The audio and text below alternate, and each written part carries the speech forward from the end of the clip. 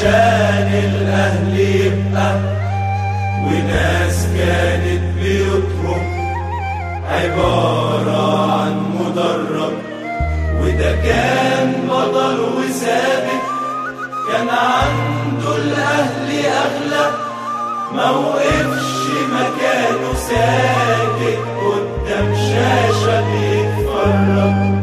دول ناس ضحوا عشان كانوا بيبنوا الكيان، مش واحد دول كتير على مر الزمان.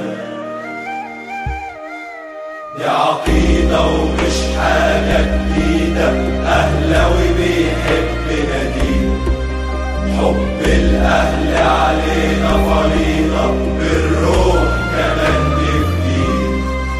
دي عقيدة ومش حاجة جديدة، أهلاوي بيحب ناديه، حب الأهل علينا فريضة، بالروح كمان نفديه.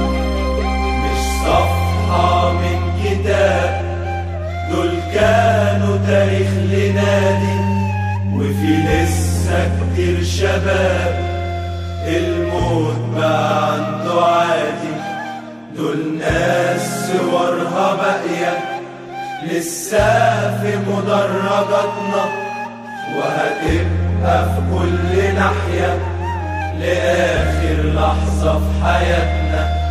وده كان لسه شباب، وفي ثانية عننا غاب، وبقينا بنقرا فاتحة على روح عبد الوهاب. ان انا اوعد النادي الاهلي بحاجه واخلفها، لان النادي الاهلي عقيده ومش حاجه جديده، اهلاوي بيحب ناديه، حب الاهل علينا فريضه، بالروح كمان نفديه.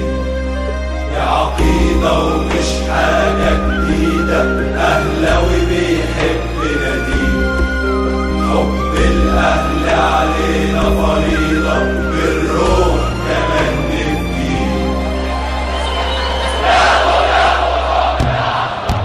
جمهور مرضاش يطاطي لأي تهديدات، وقالوا هيسافروا عادي ويسجلوا الاستاد. ما همهمش الموت ولا همهم ضغوط، وراه في كل حتة لو حتى سنين تفوت.